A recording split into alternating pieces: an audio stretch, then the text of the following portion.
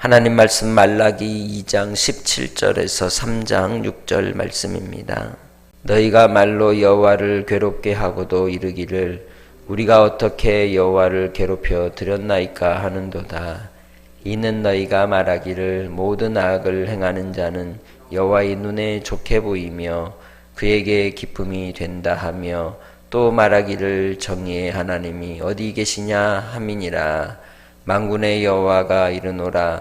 보라, 내가 내 사자를 보내리니 그가 내 앞에서 길을 준비할 것이요 또 너희가 구하는 바 주가 갑자기 그의 성전에 임하시리니 곧 너희가 사모하는 바 언약의 사자가 임하실 것이라. 그가 임하시는 날을 누가 능히 당하며 그가 나타나는 때에 누가 능히 서리요. 그는 금을 연단하는 자의 불과 표백하는 자의 잿물과 같을 것이라. 그가 은을 연단하여 깨끗하게 하는 자 같이 앉아서 레위 자손을 깨끗하게 하되 금, 은 같이 그들을 연단하리니 그들이 공의로운 제물을 나 여호와께 바칠 것이라. 그 때에 유다와 예루살렘의 봉헌물이 옛날과 고대와 같이 나 여호와께 기쁨이 되려니와 내가 심판하러 너희에게 임할 것이라. 점치는 자에게와 간음하는 자에게와 거짓 맹세하는 자에게와 품꾼의 싹세 대하여 억울하게 하며 고아부와 고아를 압제하며 나그네를 억울하게 하며 나를 경외하지 아니하는 자들에게 속히 증언하리라. 만군의 여호와가 말하였느니라. 나 여호와는 변하지 아니하나니 그러므로 야곱의 자손들아 너희가 소멸되지 아니하느니라. 아멘. 말라기서의 배경은 에스라와 느헤미야를 거치면서 이스라엘 백성들이 포로로 귀환한 때에 예루살렘 성전을 재건하고 하나님을 섬기고 예배하다가 그들의 일상의 삶을 살아가면서 그들이 간절히 사모하고 고대했던 신앙의 핵심이 있었습니다. 그것은 여호와의 날을 기다리는 것이었습니다. 구약 성경을 통해 예언서들에는 바로 주의 날, 여호와의 날을 끊임없이 예언하였습니다. 그날은 메시아의 오시는 날이요 또한 그들이 죄와 불의와 또한 압제 가운데서 자유케 되는 날이요 하나님의 영광이 드러나는 날로 그들은 사모하고 고대하였습니다. 이 말라기서를 오늘 2장 17절에서 말씀하는 이 내용처럼 주의 날에 대한 그 근거는 스가랴 14장 1절의 말씀을 통해서 이미 예루살렘 성전을 재건하는 가운데 백성들을 독려하고 위로하고 권면해서 성전을 재건하는 일을 위해서 예언하였던 이 스가랴 선지자가 말씀한 바 여호와의 날이 이르리라. 그날에 내 재물이 약탈되어 내 가운데 나누이리라 하신 말씀을 근거로 그날에 하나님께서 약탈과 전쟁과 환난의 때가 있으나 하나님의 사자가 나타날 것이고 빛 가운데 임할 것이고 또한 이제 모든 나라들이 시온을 통하여 오시는 메시아로 하나님께로 돌아오는 평화의 때가 올 것을 예언합니다. 그 또한 바로 예수 그리스도의 오심을 예언하는 것이고 오늘 말라기서 2장 17절로부터 말씀하는 바도 예수 그리스도의 오심에 대한 이 예언의 말씀일 뿐만 아니라 그 당시에 이러한 메시아에 대한 간절한 신앙이 있었던 그 성도들이 그 백성들이 유대인들이 가졌던 태도가 둘로 나뉘어져 있었습니다.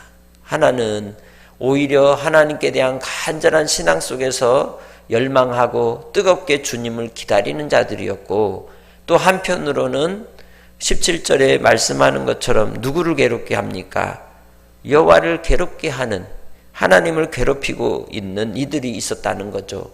그것이 아주 기본적인 종교적 형식은 가졌으나 하나님께 대하여 원망과 불의와 불평이 가득하고 또한 불공정한 그리고 이 죄악이 가득한 삶을 사는 신앙과 삶이 유리된 그러한 이들이 있었던 것을 본문은 책망하고 있습니다.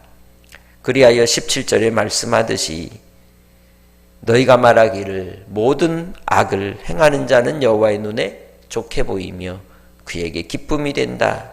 혹은 정의의 하나님이 어디 계시냐 라고 하면서 이 세상의 불의함과 부조리에 동조하고 또 역시 그보다 더 악한 악을 행하며 살던 시기였음을 보여주는 거죠. 그 근거가 무엇입니까? 5절에 말씀하지 않습니까? 주께서 심판하러 임하실 때에 점치는 자, 간음하는 자, 거짓 맹세하는 자, 품꾼의 삭슬 대하여 억울하게 하는 자, 과부와 고아를 압제하고 나그네를 억울하게 하고 하나님을 경외하지 않는 자들, 그들이 누구라는 겁니까? 바로 그 시대의 유대인들이라는 뜻이죠. 혹은 레위인들이라는 뜻입니다. 제사장 무리들이라고 말씀하고 있는 겁니다. 가진 자들이, 부한 자들이 가지지 못한 이들과 어려움을 당한 이들에 대하여 멸시하는 태도가 그 시대에도 여전하였음을 말씀하고 있습니다. 하나님이 없는 것처럼 사는 인생들에 대한 하나님의 경고이신 겁니다. 그래서 말라기서를 읽다 보면 우리는 야고보서하고 많이 일치되는 부분들을 느끼게 됩니다.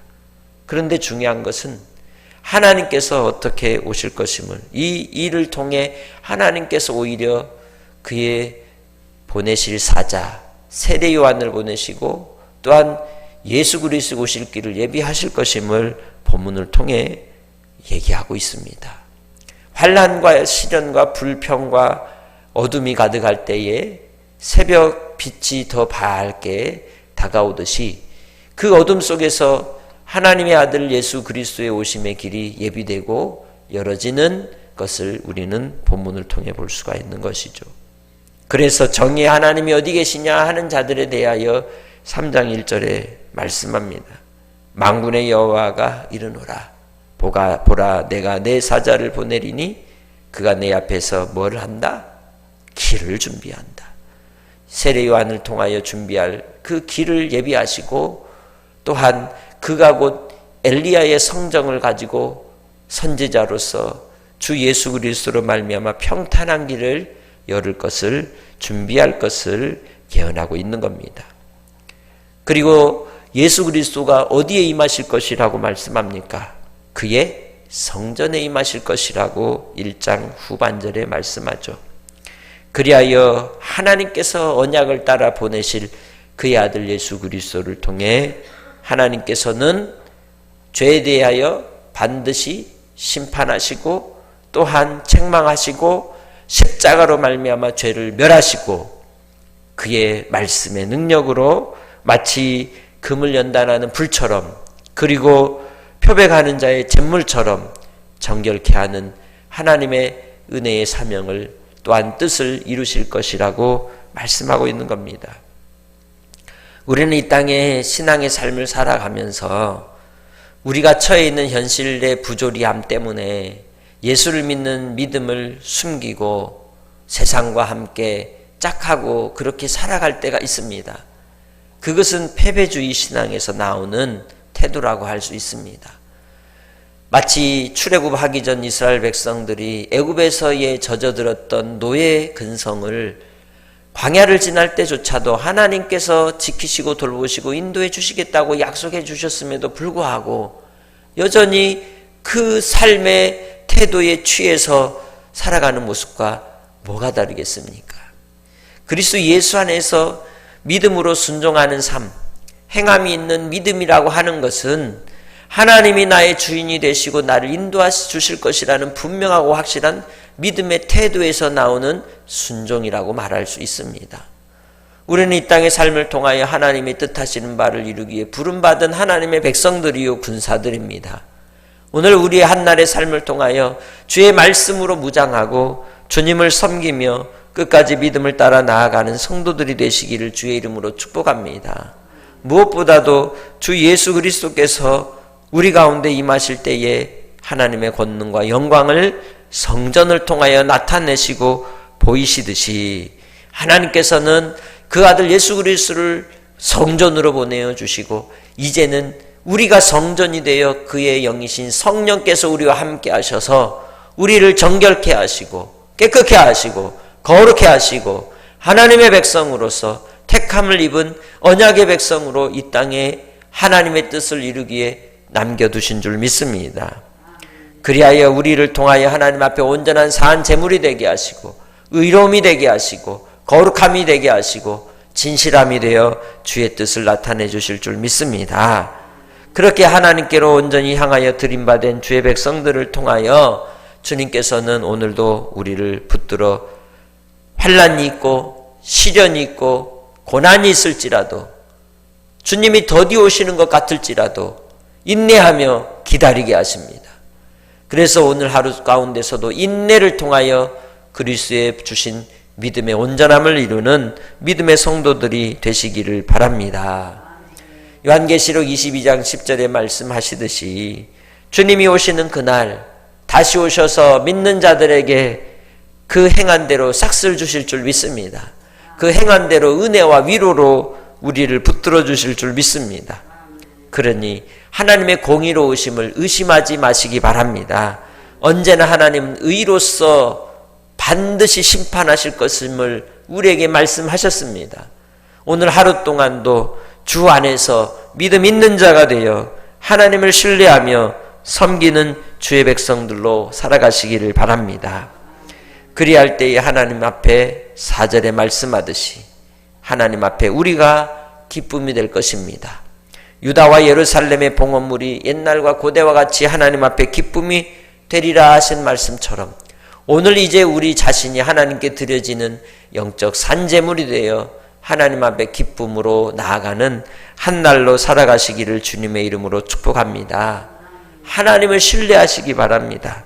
하나님을 경외하고 섬김으로 오늘 하루도 내가 주의 백성인 것을, 내가 하나님의 자녀인 것을 분명하고 확실하게 성전 신앙을 통하여 드러내는 믿음의 성도로 살아가며 주님이 마지막 때에 심판하실 때에 5절에 말씀하듯이 믿음이 없는 자가 되어 간음하고 점치며 거짓 맹세하고 품꾼의 삭스에 대하여 억울하게 하고 과부와 고아를 압제하고 나그네를 억울하게 하고 또 하나님을 경외하지 않는 자에게 임하는 둘째 사망의 심판이 있음을 분명히 알며 오늘 한 날도 주님과 동행하고 주의 복음으로 한 날의 삶을 승리하시기를 주의 이름으로 부탁합니다.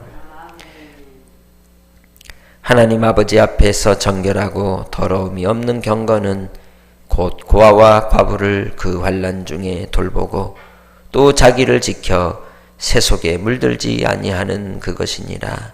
하나님 아버지, 이 땅에 우리의 믿음의 삶을 통하여 주의 거룩하심을 닮아가게 하시고 주님께 더 가까이 나아가게 하여 주옵소서.